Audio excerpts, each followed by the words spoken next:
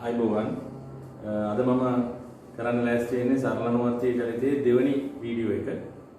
ඉතින් මේකෙන් මම බලාපොරොත්තු වෙනවා මේ සරලනුවත්තිය චලිතයේ අර සිද්ධාන්තමය පැත්ත සෑහෙන දුරකට ඉවර කරන්න. සිද්ධාන්තමය පැත්ත සෑහෙන දුරකට නමුත් සම්පූර්ණ ඉවර නෑ. සෑහෙන දුරකට ඉවර කරන්න බලාපොරොත්තු වෙනවා. එතකොට ගිය පාර වීඩියෝ එකේ මම අන්තිමටම නැවැත්තුවේ අර සරලනුවත්තිය චලිතයට අනුරූපිත වෘත්ත චලිතයක් අපිට අර්ථ දක්වන්න පුළුවන් කියලා. සරලනුවත්තිය චලිතයට අදාළව ඊට අනුරූපිත වෘත්ත චලිතයක් අපිට අර්ථ දක්වන්න පුළුවන් කියලා. ඒ ඇසුරෙන් තමයි අර x double dot සමානයි ඍණ kx කියලා අපි මුලින් ලියපු ඒ ලාක්ෂණික සමීකරණේ කේවලගේ ඔමෙගා වර්ගයට සමානයි කියලා අපි ඔප්පු කරේ. ඔමෙගා කියලා කිව්වේ අදාළ වෘත්ත චලිතයේ ඒකාකාර කෝණික ප්‍රවේගය. දැන් අද මේ වීඩියෝ එකේ මගේ පළවෙනිම අරමුණ වෙන්නේ ප්‍රථම අරමුණ වෙන්නේ සරලනුවත්තිය චලිතයක දෝලන කාලාවර්තය කියලා අදහස් කරන්නේ මොකක්ද? සරලනුවත්තිය චලිතයක දෝලන කාලාවර්තය කියලා අදහස් කරන්නේ මොකක්ද? ඒ දෝලන කාලාවර්තය සඳහා අපි සමීකරණයක් අපෝහණය කරන්නේ කොහොමද කියන එක. ඒතර මුලින්ම අපි බලමු සරලනුවත්තිය චලිතයක දෝලන කාලාවර්තය කියලා අදහස් කරන්නේ මොකක්ද කියන්නේ.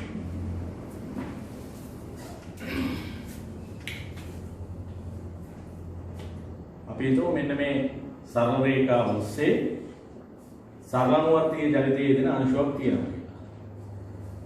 මේ සරල රේඛාව ඔස්සේ සරලනුවත්තිය චලිතයේ දෙන අංශුවක් තියෙනවා කියලා අපි හිතමු. මෙතන එයාගේ දෝලන කේන්ද්‍රය තියෙනවා කියලා අපි හිතමු.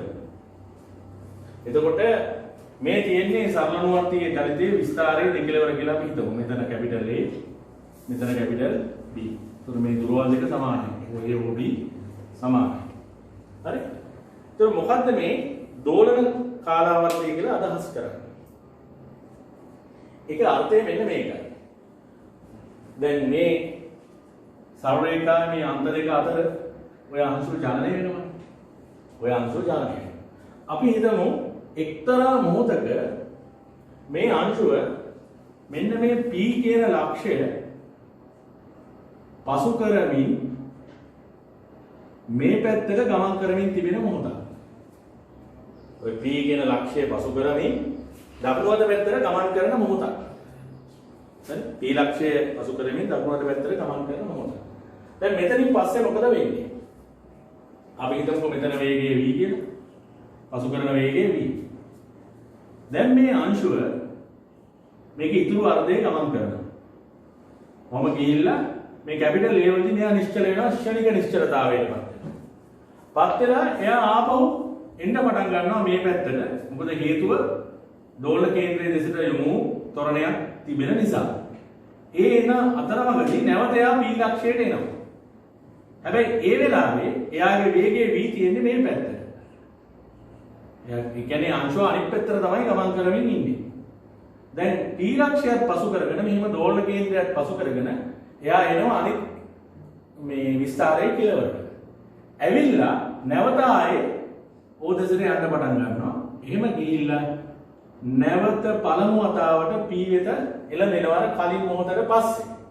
ඔන්න ඔතෙන්ට එන්න ගත වෙන කාලය තමයි අපි කියන්නේ දෝලන කාලාවර්තය.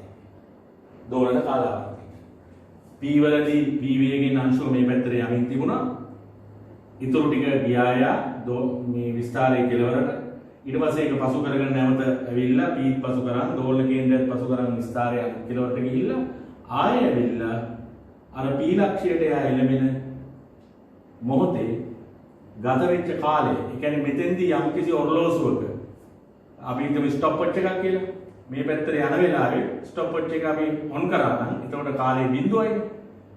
අංශුව මේ කෙරවට ගිහිල්ලා මෙහෙම ගිහිල්ලා නැවත ආයේ මෙතනින් v වේගයෙන් යන්න පටන් ගන්නකොටම ස්ටොප් වොච් එක අපි නැවැත්තුවොත් අන්නේ ගත වෙලා තියෙන කාලය තමයි දෝලන කාලාවර්තය කියලා කියන්නේ. ඒ කියන්නේ ඒක අර්ථ දැක්වුවොත් මෙන්න මෙහෙම කිව්වේ වචන වලින්.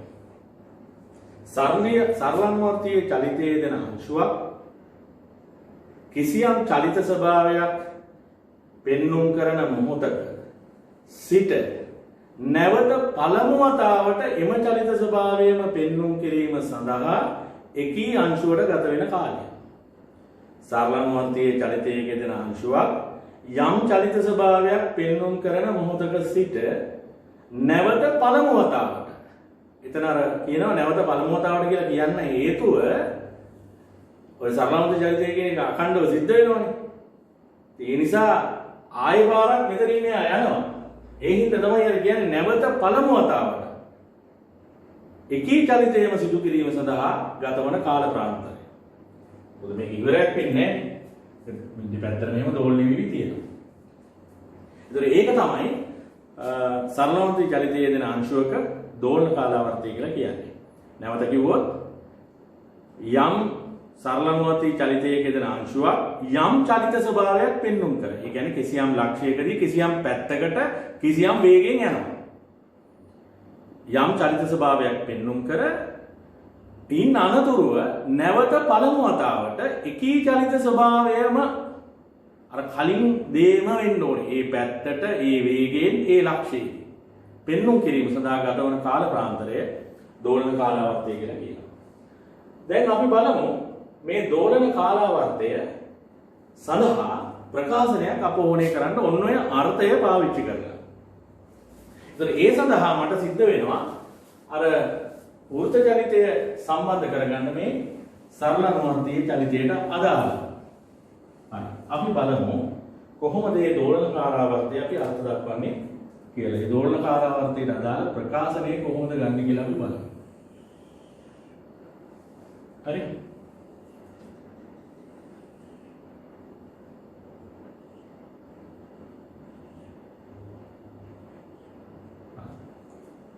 දැන් අර ඉස්සලා මම ගත්ත P කියන පොයින්ට් එකෙන්ම මම වැඩි පැහැදිලි කරන්නම්. මේක හොඳින් නිරීක්ෂණය කරන්න ඕනේ මේක තේරුම් ගන්න නම්. මේ අංශුව මෙතනින් v වේගයෙන් යමින් තිබෙන මොහොතේ අපි ගත්තේ. right. එතකොට මේ සරලනුවර්තී චලිතයේ දෙන අංශුව මෙතන තියෙනවා කියලා කියන්නේ අදාළ වෘත්ත චලිතයේ දෙන අංශුව මේ මොහොතේ තියෙන්නේ මෙතන.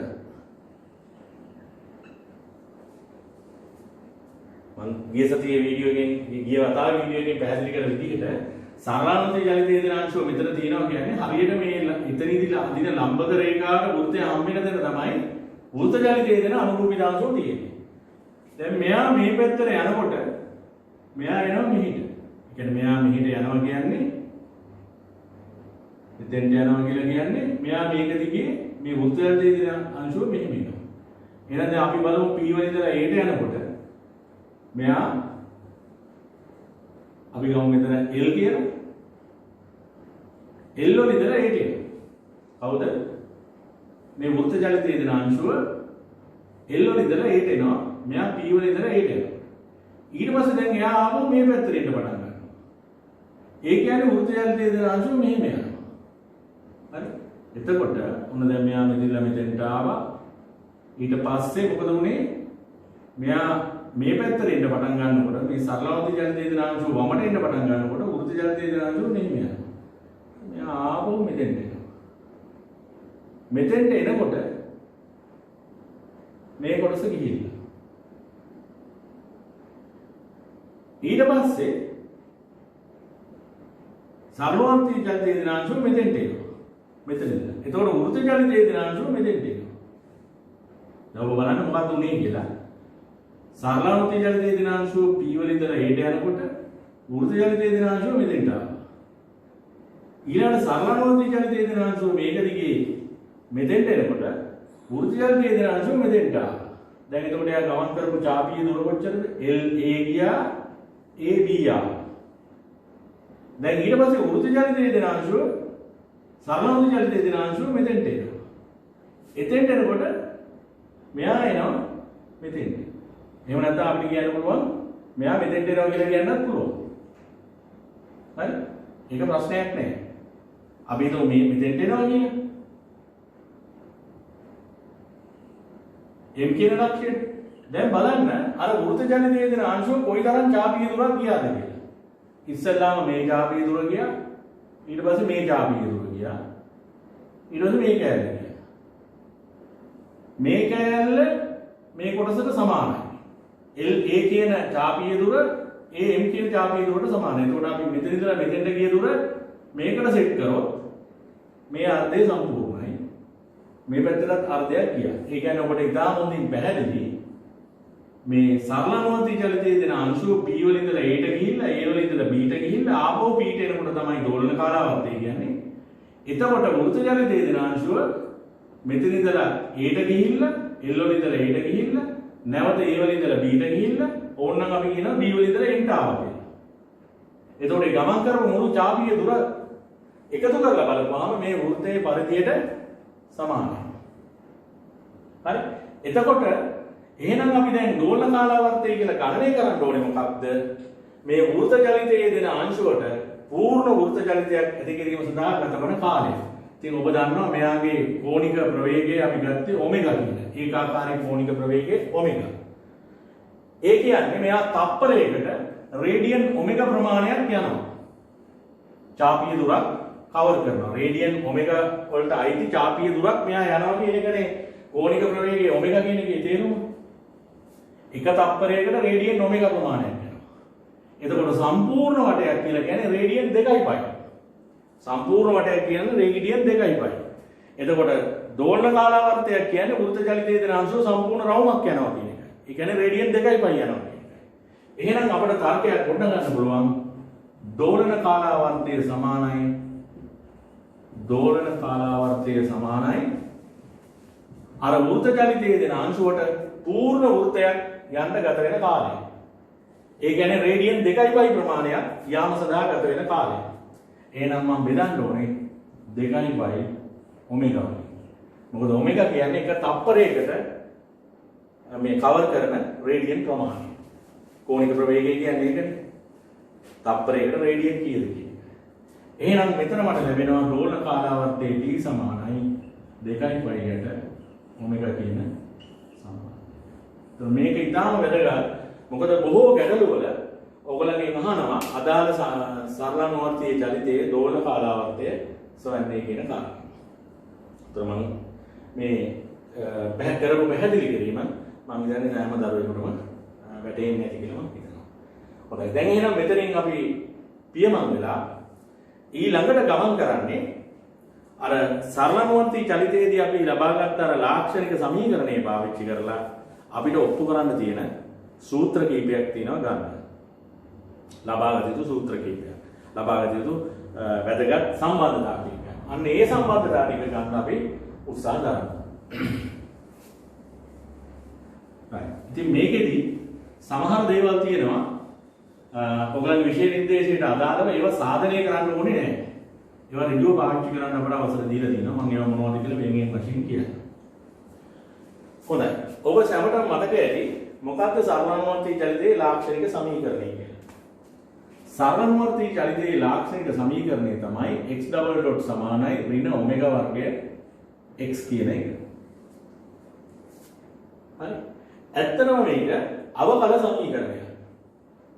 නමුත් අවාසනාවකට හෝ වාසනාවකට ඔබගේ විෂය නිර්දේශයේ අවකල සමීකරණ කියන එක අයින් කරලා තියෙනවා. නමුත් ඔයගොල්ලන්ට මතකදී ඒක අයින් කරලා තිබුණාට අවකලනයේ පාඩම උගන්වන වෙලාවේ මම එක ටොපික් එකක් දුන්නා ඔයගලන්ට අවකල සමීකරණ ගොඩනැගීම කියලා. මම එහෙම මාතෘකාවක් දුන්නා. දීලා අපි අවකල සමීකරණ හැදුවා. දැන් උදාහරණයක් හැටියට නිකන් මතක් කරොත් y සමානයි m වතාවක් sin inverse x කියන ශ්‍රිතයෙන් පටන් අරන් ඔයගලන්ට මතක ඇති අර d වර්ගය y යට dx වර්ගය ධන m වතාවක් dy dx ඍණ m වර්ගය සමානයි බිඳුව වගේම මේක බොරු වෙන්න පුළුවන් මම මේ මතකයෙන් නිකන් ලිව්වේ මේ මේකක් පවතින්නේ නැති වෙන්න පුළුවන් මේ වයිට අදාළව නමුත් මේ වගේ ඒවා හැදුවා හරි මම ඒ වෙලාවේ ඔයගලන්ට කිව්වා මේවට කියන්නේ අවකල සමීකරණ කියලා මම සාමාන්‍යයෙන් අවකල සමීකරණයක පොඩි අර්ථයක් පැහැදිලි කරා අවකල පද අඩංගු සමීකරණයක් අවකල සමීකරණයක් කියලා කියනවා දැන් අන්නේ අර්ථයත් ඔබ දන්න නිසා මම මුලින්ම පැහැදිලි කරන්නම් මේක අවකල සමීකරණයක් බව. කොහොමද මේක අවකල සමීකරණයක් කියලා පැහැදිලි කරන්නේ? එහෙමනම් මම ඔබට පෙන්නන්න ඕනේ මේකේ අවකල පද තියෙනවා කියලා. ඇත්තටම මේක මෙහෙම තිබුණාට ළමයි මේක අවකල සමීකරණයක්. කොහොමද ඒක පෙන්නන්නේ? ඔබ දන්නවා x ඩබල් ඩොට් කියලා කියන්නේ x dot කියන ශ්‍රිතය කාලය විශේෂයෙන් අවකලනය කරපුවාම ලැබෙන ෆන්ක්ෂන් එක. ඒ කියන්නේ x double dot කියලා කියන්නේ dx dot යට dt කියන එක. දාමනීතිය පාවිච්චි කරලා මම මේක ලියනවා මෙන්න මෙහෙම. dx යට dt වතාවක් dx යට dt වතාවක් dx dot යට dx කියලා. දාමනීතිය අනුව කොහොම දෙයක් මට ලියන්න පුළුවන්. ඇත්තටම ගත්තොත් දැන් මේක පැහැදිලි කරලා ඔයාලට මතකයි මම කිව්වා මේ dx ට dx කැපුණාම dx dot උඩින් ඉතුරු වෙනවා dt යටින් ඉතුරු වෙනවා වගේ. නමුත් ඔබට මම කිව්වා කිසිසේත්ම මේ dx බෙදීම dx කපලා දාන්න පුළුවන් ඒවා නෙමෙයි. මොකද මේවට තියෙන වෙන තේරුමක්. නමුත් අපි උසස් පෙළේදී ඒ තේරුම් පස්සේ යන්නේ නැති නිසා නිකන් හිතනවා අපි dx to dx කැපුණාම අර කලින් තිබිච්ච dx dot යට dt එනවා වගේ. මේකට අපි කියන්නේ දාමනීතිය කියලා. මේකට අපි කියන්නේ දාමනීතිය කියලා. දැන් මේ අවකල පදය මේ විදිහට මාරු කරන්න පුළුවන් මට. dx and dt කියන්නේ x dot කියන එක. ඒතර x dot වතාවක් dx dot යට dt dx කියලා මට මේක ලියන්න පුළුවන්.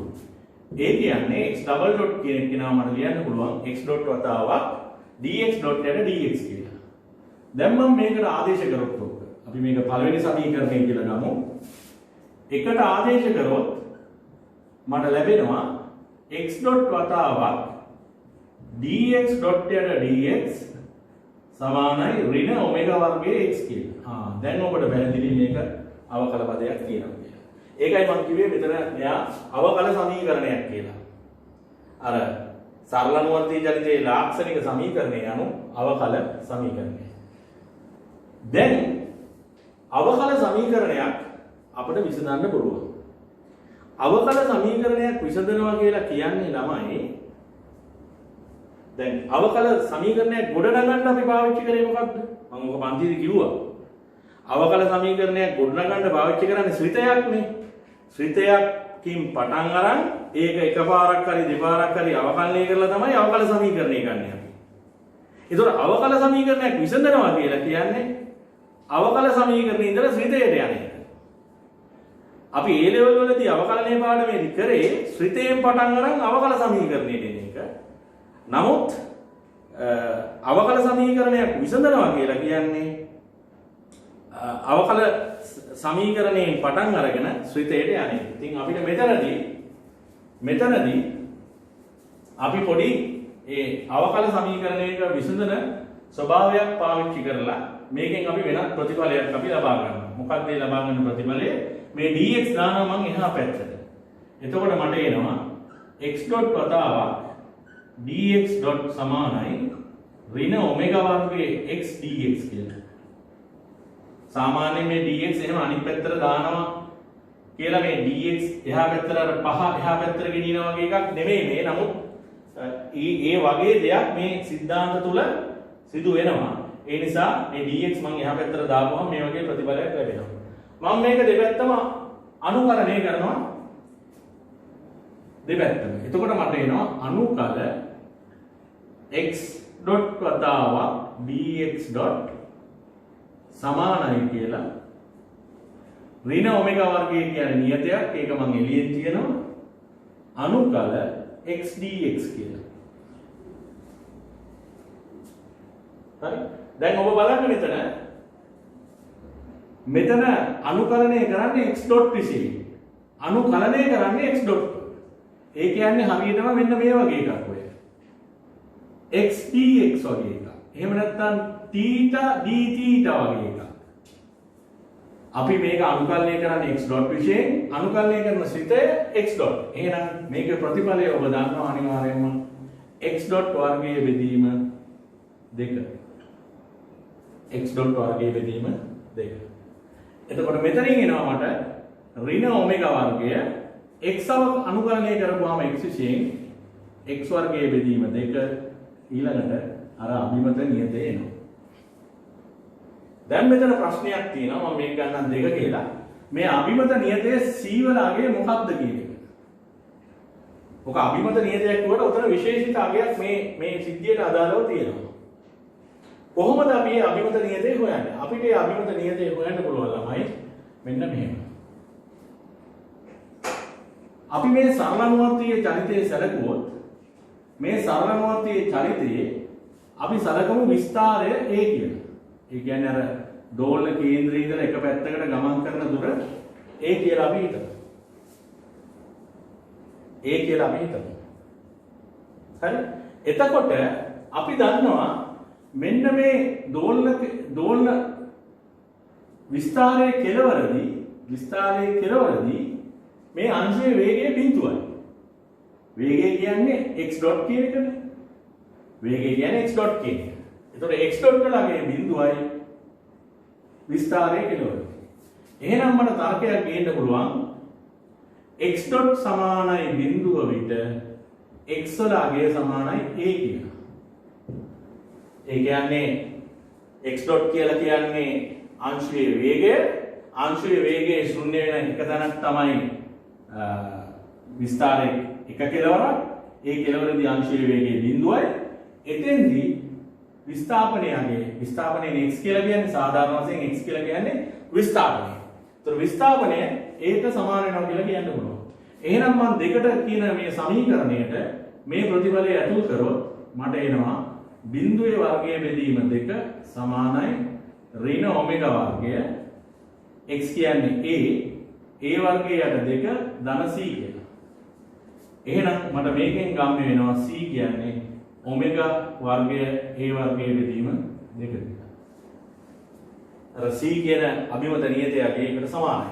එහෙනම් දෙවෙනි සමීකරණයට මම මේක ආදේශ කරොත් ඒ c වල අගය මට එනවා x ඩොට් වර්ගයේ යට 2 සමානයි ඍණ ඔමෙගා වර්ගය x වර්ගයේ යට 2 ධන ඔමෙගා වර්ගය a වර්ගයේ යට 2 කියලා. මේකෙන් මම ඔමෙගා වර්ගය දෙකෙන් ගුණ කරපුවම දෙක කැපිලා යනවා. ඔමෙගා වර්ගය එළියට ගත්තොත් මට ලැබෙනවා a වර්ගය ඍණ x වර්ගය. ඔන්න මට එනවා සමීකරණයක් x ඩොට් වර්ගය සමානයි ඔමෙගා වර්ගය වතාවක් a වර්ගය ඍණ x වර්ගය කියලා. මේක අපට ඕන කරන එක ප්‍රධාන ප්‍රතිඵලයක්. මේක අපට ඕන කරන එක ප්‍රධාන ප්‍රතිඵලයක්. මොකක්ද මේකෙන් අපට ලැබෙන සම්බන්ධතාවය?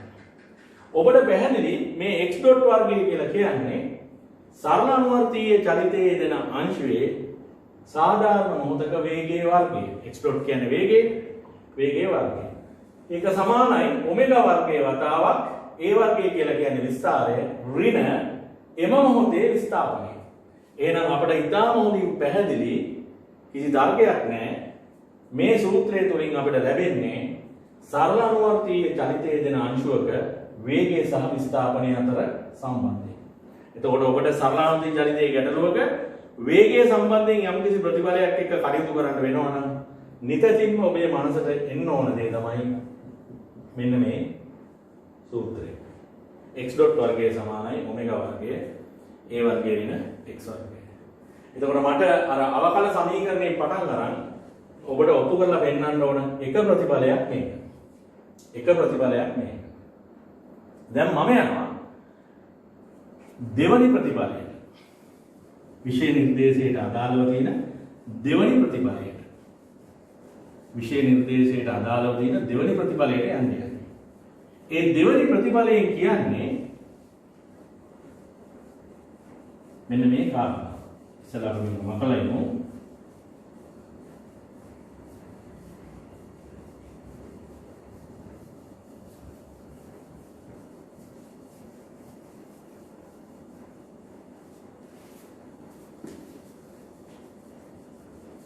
දැන් මම ඔබට පැහැදිලි කරා මේක අවකල සමීකරණයක් බව. අවකල සමීකරණයක් නම් මේ අවකල සමීකරණේ විසඳුමක් තියෙනවා. විසඳුමක් කියන්නේ මෙයාගේ විසඳුම වෙන්නේ මේ x කියන්නේ කවුද කියන එක. මේ අවකල සමීකරණේ ගොඩනැගිලා තියෙන්නේ x ඇසුරෙන්නේ. එතකොට මේ අවකල සමීකරණේ විසඳනවා කියලා කියන්නේ මේ අවකල සමීකරණේ මේ x කියලා අදහස් කරන ශ්‍රිතය ඒ ෆන්ක්ෂන් එක මොකක්ද කියලා හොයන එක. හැබැයි ඔබගේ විෂය නිර්දේශයේදී ඒ ෆන්ක්ෂන් එක හොයන ක්‍රියාවලිය ඒ සාධනය ඇතුල් කරලා නැහැ. ඒ වෙනුවට විෂය නිර්දේශයේදී කියලා තියෙන්නේ ඒ විසඳුම මෙයාගේ විසඳුමක් වන බව තහවුරු කරන්න කියලා විතරයි. ඒ කියන්නේ උදාහරණයක් අපි හිතමු මොකක් හරි ලොකු අමාරු සමීකරණයක් තියෙනවා. අපිට කියන්නේ මේ සමීකරණ විසඳලා ඒකේ තියෙන අඥාතයේ අගය හොයන්න කියලා කියන්නේ නැහැ. ඒ වෙනුවට ඒගොල්ලෝ උත්තරේ දීලා අපිට කියනවා මේ උත්තරේ මෙයාට ගැලපෙනවා කියලා ඔප්පු කරන්න කියලා. සමීකරණ විසඳන්න කියන්නේ උත්තරේ අපිට දීලා කියනවා මේ උත්තරය මේ අඥාතයට ලබාගෙන තියෙන මේ ප්‍රතිඵලය දීලා තියෙන සමීකරණයට තෘප්ත කරනවා කියලා. එහෙනම් ඔබ දන්නවා කරන විදිහ කෙලින්ම ආදේශ කරනවා. ඒතර මේ දේම තමයි මෙතන කරන්නේ. ඒතර මොකද්ද ඒගොල්ලෝ අපිට දීලා තියෙන විසඳුම? මේ අවකල සමීකරණයේ විසඳුවාම ලැබෙන විසඳුම x සමානයි a cos omega t ධන b sin omega t. මෙන්න මේක තමයි ඇත්තටම මේ අවකල සමීකරණයේ විසඳුවොත් x ට ලැබෙන උත්තරය. x කියන විස්ථාපන සිතේ මෙන්න මේකට සමාන වෙනවා. x කියන විස්ථාපන සිතේ මෙන්න මේ ප්‍රතිඵලයට සමාන වෙනවා. මේක මේ කැපිටල් A, කැපිටල් B කියන්නේ තාත්වික නියත. මේවා තාත්වික නියත. T කියලා කියන්නේ කාලය. සරලව ත්‍රිශකදී ඉදිරිය තියෙන කාලය. එතකොට දැන් ඔබගේ විෂය නිර්දේශයට අනුව මේ අවකල සමීකරණය මේ ලාක්ෂණික සමීකරණය විසඳලා මේකයි උත්තරය කියලා පෙන්වන්න නැහැ. ඒ වෙනුවට විෂය නිර්දේශය ඇතුළත් කරලා තියෙන්නේ මෙන්න මෙයා මේකේ විසඳුමක් බව තහවුරු කරන්න කියන එක විතරයි. අර x සමානයි capital A cos omega t දන b sin omega t කියන ඒ ශ්‍රිතය මෙන්න මේ ලාක්ෂණික සමීකරණයේ විසඳුමක් කියලා පැහැදිලි කරන එක විතරයි. අපි කොහොමද ඒක කරන්නේ? එහෙනම් අපි මෙන්න මේ x සමානයි a cos omega t දන b sin omega t මේකේ වම් පැත්තරයි දකුණු පැත්තරයි ආදේශ කරලා පෙන්නමු එකම උත්තරය එනවා කියලා. එච්චරයි අපිට කරන්න තියෙන්නේ. මම ගන්නම් මෙයා රෝම ඉලක්කම් 1 කියලා. දැන් ඔය රෝම ඉලක්කම් 1 ෆන්ක්ෂන් එක මම t විශේෂයෙන් අවකලනය කරනවා. රෝම ඉලක්කම් 1 ශ්‍රිතය t විශේෂයෙන් අවකලනය කරනවා. t විශේෂයෙන් අවකලනය කරනවා. तो ඔබ දන්නවා මෙයා t විශේෂයෙන් අවකලනය කරොත් විස්ථාපනයේ t විශේෂයෙන් අවකලනය කරපුවම x ඩොට් එනවා. a කියන්නේ නියතයක්. ඒක එළියෙන් තිබ්බා. cos omega t අවකලනය කරපුවම ඍණ sin omega t. ඊළඟට omega t වල අවකලනයනුත් ගුණ වෙන්න ඕනේ. එතකොට ඒක එනවා omega කියලා. ධන b කියන්නේ නියතයක්. b නියතය එළියෙන් තිබ්බා. sin omega t අවකලනය කරපුවම cos omega t. ඊළඟට omega t වල අවකලනයෙන් ගුණුනාම omega කියලා එනවා. right? දැන් මේකේ මේ omega ගමු ඉස්සරහට. එතකොට එනවා ඍණ a omega sin omega t ධන b omega cos omega t. මේ ආවේ මොකද්ද? x dot. දැන් මට ඕනේ x double dot. එහෙනම් මම මේක නැවත t විශේෂයෙන් අවකලනය කරනවා. නැවත t විශේෂයෙන් අවකලනය. නැවත t විශේෂයෙන් අවකලනය. එතකොට x dot කියන එක නා t වලින් ආය වාරක් අවකලනය කරපුවා x double dot. ඒ කියන්නේ තොරණය. x double dot එනවා. දැන් මෙතන ඍණ omega කියන්නේ නියතයක්. ඒ නියතය එළියෙන් තිබ්බා. sin omega t අවකලනය කරපුවාම cos omega t එනවා. නැවතත් omega t වල අවකලනයෙන් ගුණ වෙනවා. එතකොට omega එනවා. ඊළඟට මෙතන b omega කියලා කියන නියතයක් ඒක එළියෙන් තිබ්බා. cos omega t අවකලනය කරපුවාම ඍණ sin omega t එනවා. ආය omega t වල අවකලන ගුණ වුණාම omega එනවා. දැන් මෙතන තියෙන මේ omega මෙතෙන්ට ගත්තාම omega වර්ගය එනවා. ඍණ a omega වර්ගය cos omega t ඍණ b omega වර්ගය sin omega t. මේකෙන් මම ගත්තොත් එළියට ඍණ omega වර්ගය මට එනවා a cos omega t ධන b sin omega t කියලා.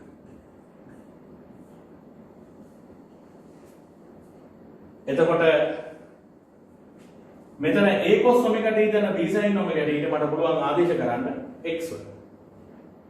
මෙතන මේ තියෙන a cos omega t ධන b sin omega t ඊට x ආදේශ කරන්න පුළුවන්.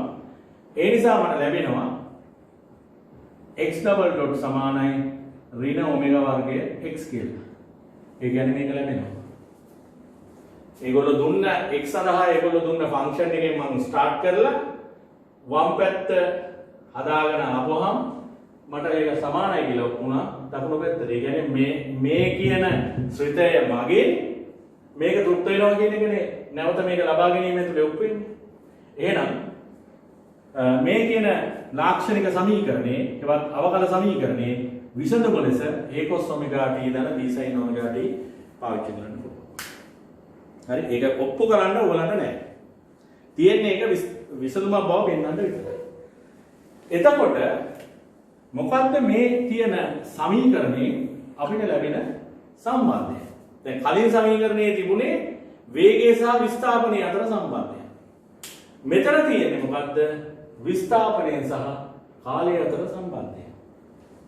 සරලානෝති චලිතයේ දෙන අංශුවක් දෝලන කේන්ද්‍රයේ ඉඳලා ඇති කරන විස්ථාපනය x සහ එවිට ගත කර ඇති කාලය අතර තියෙන සම්බන්ධය. ඇත්තම කිව්වොත් ළමයි මේ සූත්‍රය වැඩක් කරන්න පුළුවන් එකක් නෙමෙයි. මේකෙන් වැඩක් ගන්න බෑ. ඒකට හේතුවක් තියෙනවා. හේතුව තමයි මේ t කියන රාශිය මනින්න පටන් ගත්තේ කොතනද කියලා t සමානයි බිඳුව වෙන තැන කොතනද කියන එක මේ සාධනය ඇතුලේ සාකච්ඡා වෙන්නේ නැත.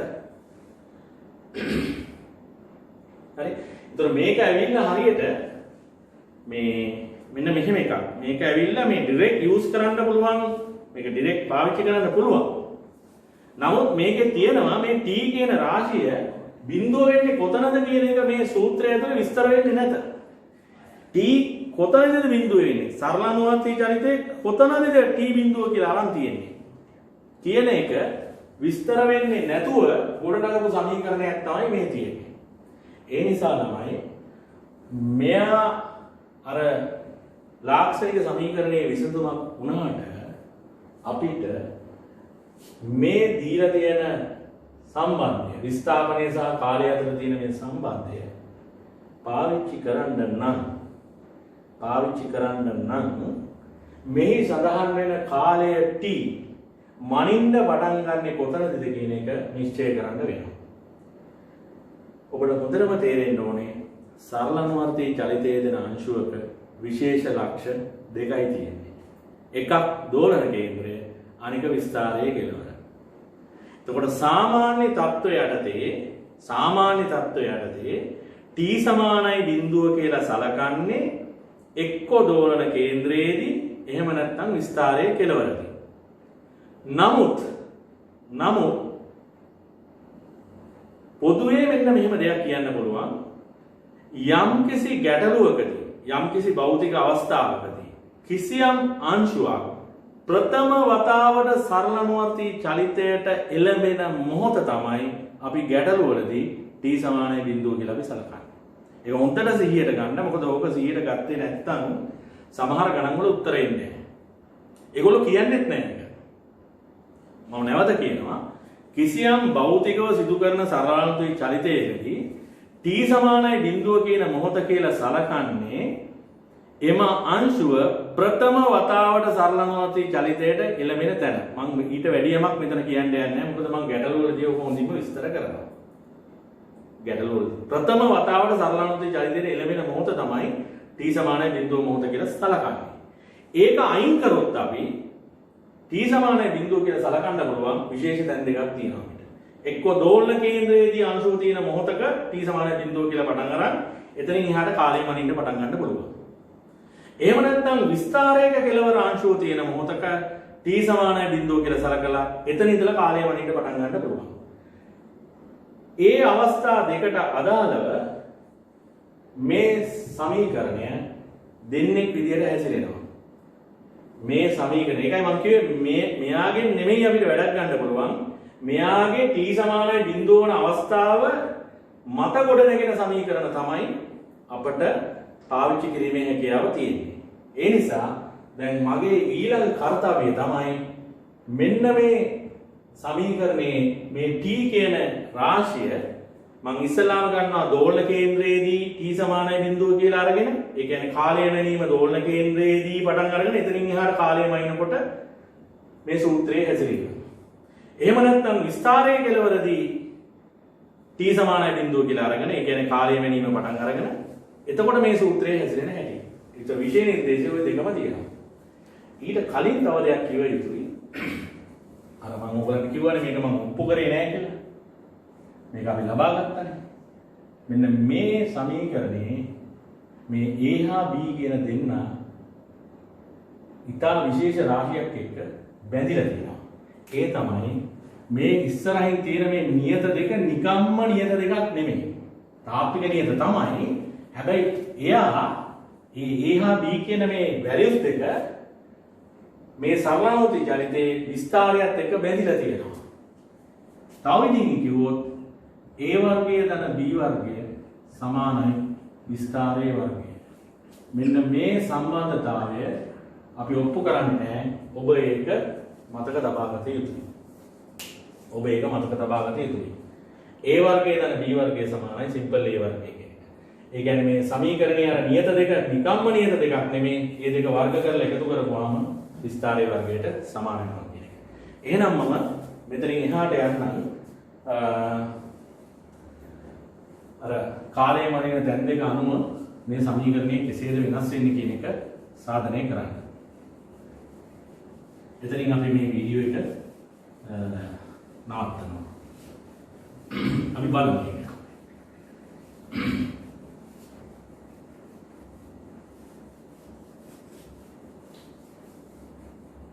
right. එතකොට මම මේක ප්‍රධාන ආකාර දෙකකින් යනවා. පළවෙනි එක තමයි මම ගන්නවා දෝලන කේන්ද්‍රයේදී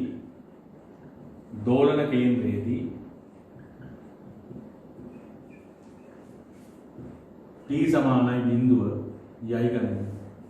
ඒ කියන්නේ කාලය මැනීම ආරම්භ කරන මොහොත අංශුව දෝලන කේන්ද්‍රයේ තියෙන අවස්ථාවේදී කියලා අපි සලකනවා. ඒතකොට දෝලන කේන්ද්‍රයේදී t සමානයි බිඳුව නම් එවිට විස්ථාපනයේ x වලගේ බිඳුවයි. ඔබ දන්නවා විස්ථාපනයේ මනින්නේ දෝලන කේන්ද්‍රයේ ඉඳලානේ. ඒතර අංශුව දෝලන කේන්ද්‍රයේ තියෙනකොට එහෙනම් x වලගේ බිඳුවයි.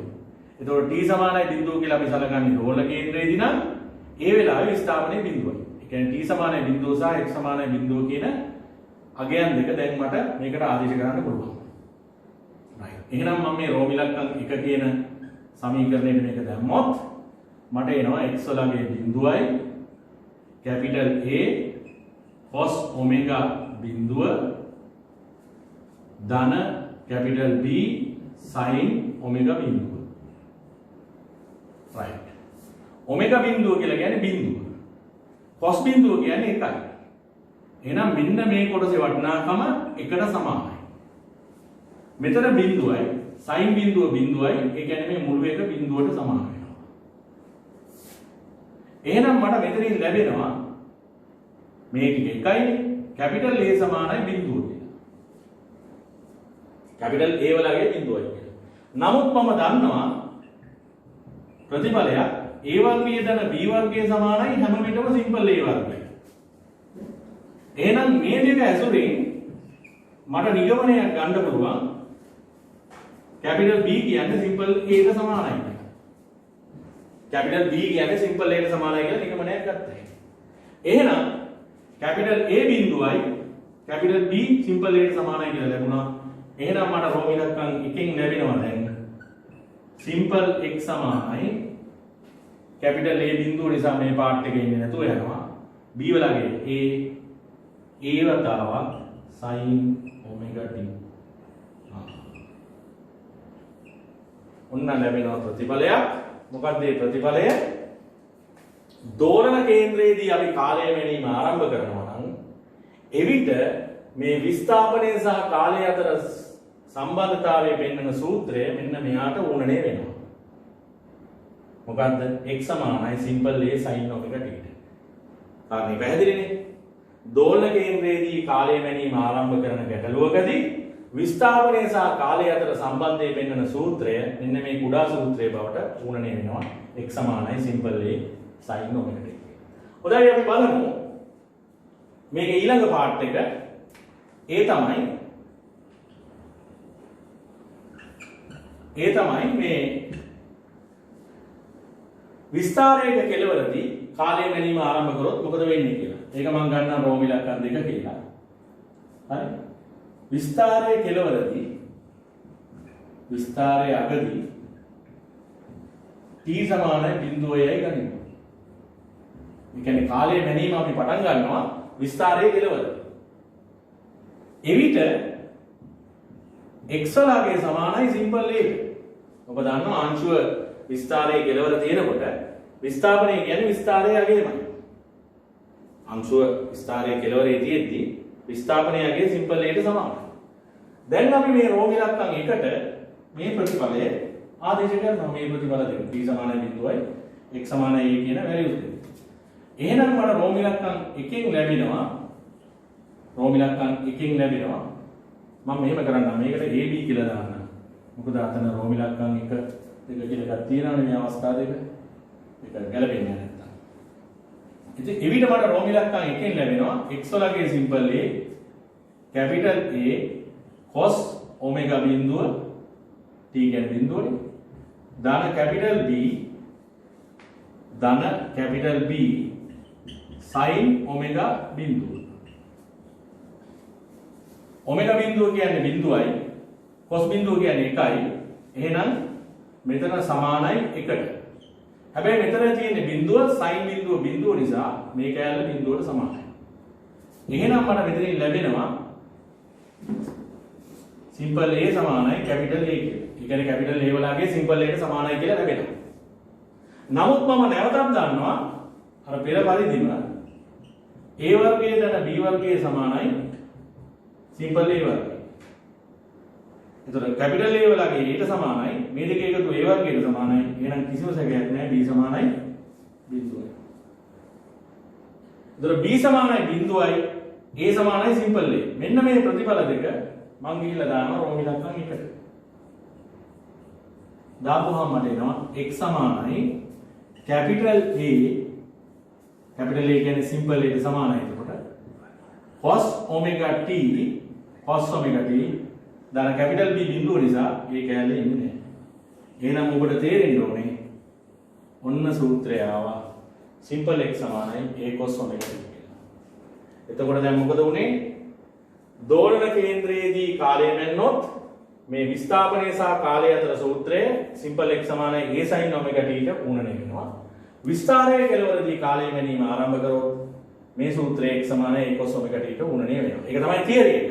හැබැයි මම ඔබට කිව්වා කිසියම් අංශුවක් සරලානුති චලිතය යෙදෙනවා නම් එයා පළමු වතාවට සරලානුති චලිතයේ එළඹෙන මොහොත තමයි t සමානයි 0 කියලා ගන්න. සමහර විට ඒක විස්තරයේ කෙලවර වෙන්න පුළුවන් ඒ ගැටලුවට අදාළව. සමහර විට ඒක දෝලන කේන්ද්‍රයේ වෙන්නත් පුළුවන් ඒ ගැටලුවට අදාළව. හරි ඒ ගැටලුවට අදාළව ඒක දෝලන කේන්ද්‍රයේ වෙන්නත් පුළුවන් විස්තරයක් වෙන්නත් පුළුවන් ඒ දෙකම නොවෙන්නත් පුළුවන්. ඉතින් ඒක අපි දන්නේ නැහැ. ඒක අපි බලමු ගණන් හදනකොට කොහොමද ඒක වෙන්නේ කියලා. හොඳයි. එහෙමනම් මේ වීඩියෝ යටතේ මම සාකච්ඡා කරන්න හිටිය මූලික කරුණු ටික මෙතනින් අහවරයි. හැබැයි තව එක දෙයක් කියන්න ඕනේ. මෙන්න මෙයා ගණන් වලදී සුවිශේෂී ආකාරයට අපෙන් ප්‍රශ්න කරනවා මෙයා. ගැටලු වලදී මෙයා සුවිශේෂී ආකාරයට අපෙන් ප්‍රශ්න කරනවා. මෙන්න මේ විසඳුම. ඒවා මොනවද කියන එක අපි ගණන් වලදීම බලමු. මෙතන මම හිතන්නේ ඒක කතා කරන්න යන්න ඕන අවස්ථාවක් නෙමෙයි කියලා. හරි කෙසේ නමුත් බොහොම අමාරු කාල පරිච්ඡේදයක් අපි ගෙවමින් යනවා. මම නැවතත් ඔබට කියනවා මේ කාර්යයේ ඊටපස්සේ විශාල සමයක් තියෙනවා. ඔබට පේන්නේ නැති කීප දෙනෙක් මෙතන වැඩ කරනවා. ඉතින් අපි ගොඩක් මහන්සිලා මේක කරන්නේ. ඉතින් මේ දේ අපි කරන්නේ අපේ රටේ අවශ්‍යතාවය වෙනුවෙන්. හරි ඔබගේ අධ්‍යාපනය වෙනුවෙන්. එසේනම් යම්කිසි මිලක් යන්න ඉඩ තියෙනවා මේවා ඩවුන්ලෝඩ් කරන්න එහෙම. ඉතින් ඉදිරියේදී මම තවත් උත්සාහ කරනවා පුළුවන් තරම් මේ වීඩියෝ එකේ අඩු මේ ධාරිතාවයකට මේ ගේන්න තාක්ෂණය පාවිච්චි කරලා. ඉතින් මේ දේවල් දරාගෙන මේ අධ්‍යාපනය ලබා ගන්න මේක A level paper එකේ තනිකරම ගානක් අනිවාර්යෙන් හදන්න පුළුවන්. ඉතින් ඒ නිසා ඉදිරි දවස් දෙකක් විතර ඇතුළත දවස් 7ක් ඇතුළත ඊළඟ වීඩියෝ එකකින් අපි හම්බෙමු. එතෙක් ඔබට ආයුබෝවන්.